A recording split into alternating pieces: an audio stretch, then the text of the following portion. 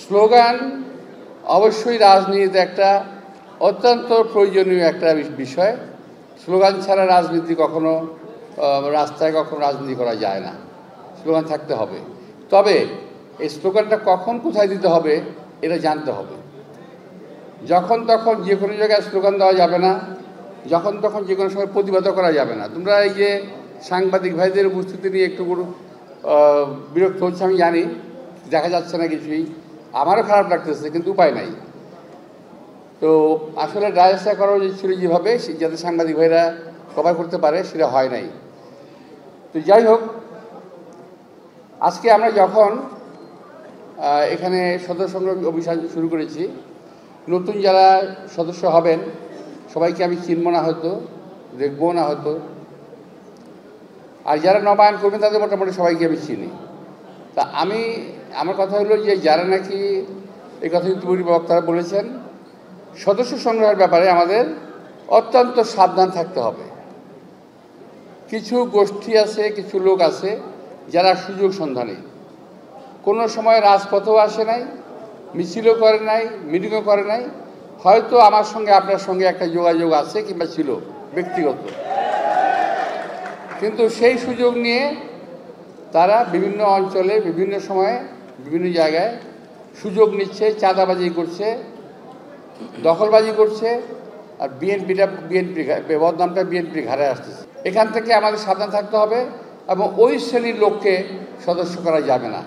আর ছদ্মবেশী আওয়ামী লীগ তো নয়, এটাকে মাথায় রাখতে হবে যে আমার এলাকা আমি দেখেছি, যখন কেউ গ্রেপ্তার হয়, পুলিশ আওয়ামী লীগ মনে করে গ্রেপ্তার করে নিয়ে গেল, মামলা আছে, কিন্তু আবার কিছু কিছু লোক বিএনপির দিয়ে তাদেরকে ছাড়ানোর চেষ্টা করছে। এটা সারা বাংলাদেশে এটা প্রচলিত। এখান থেকে আমাদেরকে বিরত থাকতে হবে। আমার যত ঘনিষ্ঠ বন্ধুই হোক, আপনাদের মনে রাখতে হবে রাজপথে কিন্তু আমাদেরকে কেউ ছাড় দেয় নাই। অনেকেই ভাবছেন বিএনপির সুদিন, এখন কিন্তু বিএনপির সুদিন আসে নাই। তারেক রহমান সাহেব সকল সময়ই আমাদের সঙ্গেই ছিলেন, আছেন এবং থাকবেন। আমার নেতা শহীদ রাষ্ট্রপতি জিয়া রহমান যখন ক্ষমতায় ছিলেন, সকল দলের লোককে নিয়েই তিনি পার্লামেন্টটা গঠন করেছিলেন, আপনারা হয়তো জানেন না। আমি নিজে শহীদ রাষ্ট্রপতি জিয়া রহমানকে প্রশ্ন করেছিলাম, স্যার এই সমস্ত লোকদেরকে নিয়ে আপনি কেন একটা বদনামের পাত্র হচ্ছেন? অর্থাৎ উনি ওই সময় মশিউর রহমান, শাহজিউর রহমান, অর্থাৎ লেফট রাইট, বামপন্থী ডানপন্থী সবাইকে নিয়ে সরকার গঠন করেছিলেন, পার্লামেন্ট গঠন করেছিলেন। কিন্তু আমার কথার জবাবে তিনি বললেন যে দেখো, যে জাতিকে বিভক্ত রেখে কখনো দেশের উন্নয়ন করা যাবে না। শহীদ রাষ্ট্রপতি জিয়া রহমান কথাটা আমাকে বলেছিলেন, জাতিকে বিভক্ত রেখে দেশের উন্নয়ন করা যাবে না। ভাইরা, আজকে বাংলাদেশে চালু হয়েছে ডিভাইড অ্যান্ড রুল পলিসি চালু হয়েছে বাংলাদেশে রাজনৈতিক দলগুলোর মধ্যে যে একটা ঐক্য ছিল 5ই আগস্টের পূর্ববর্তী এবং পরবর্তী সময়ে, সেই ঐক্যটাকে ভেঙে তছনছ করে দেওয়া হয়েছে বিদেশি তাবেদারদের মানে একটা ইঙ্গিতে।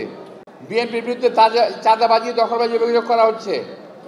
আমি বলতে চাই, বিএনপি কখনো চাঁদাবাজি দখলবাজির মধ্যে নাই।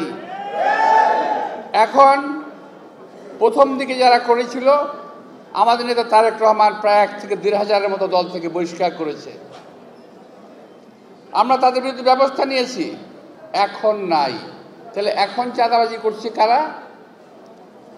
বিএনপি তো ক্ষমতায় নাই, এই সরকার ক্ষমতায় আছে।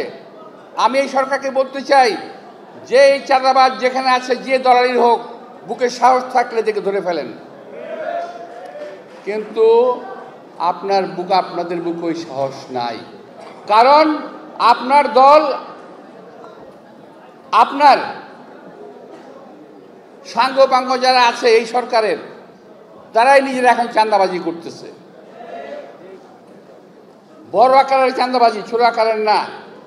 লুট, তরাজ, ব্যাংক ডাকাতি এরাই করতেছে।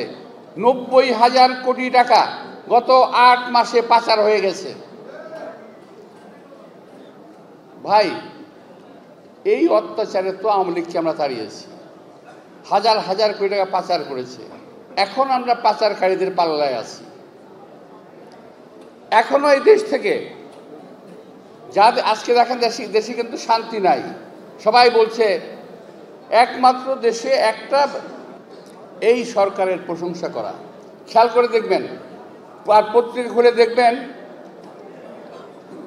খুলে দেখবেন এই সরকারের বিরুদ্ধে কোনো কথা লেখা হচ্ছে না।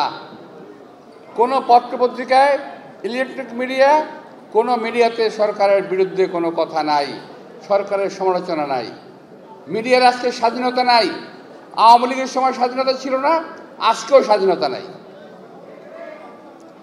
একটাই কথা শুধু, বিএনপি বিএনপি আর বিএনপি। বিএনপি কি করছে, বিএনপি কি করছে আর বিএনপি কি করছে, এই বিএনপির বিরুদ্ধে লেগে আছে ওরা। কারণটা কি? ওরা ঘুমিয়ে ঘুমিয়ে স্বপ্ন দেখেন ওরা একটা বাস্তব স্বপ্ন দেখেন এবং ঘুম থেকে জেগে ওঠেন ভয়ে।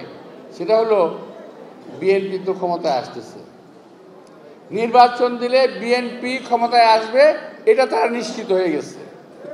অন্য সকল রাজনৈতিক দল ওরাও নিশ্চিত হয়েছে, এই সরকারও নিশ্চিত হয়েছে। কিন্তু এই কারণেই ওরা ঘুম থেকে উঠে যখন দেখে যে বিএনপি ক্ষমতায় আসবে, তখন তারা নির্বাচন দেওয়ার কথা আর বলতে চায় না। নির্বাচনের কথা বললেই গায়ে জ্বালা পড়া শুরু হয়ে যায়।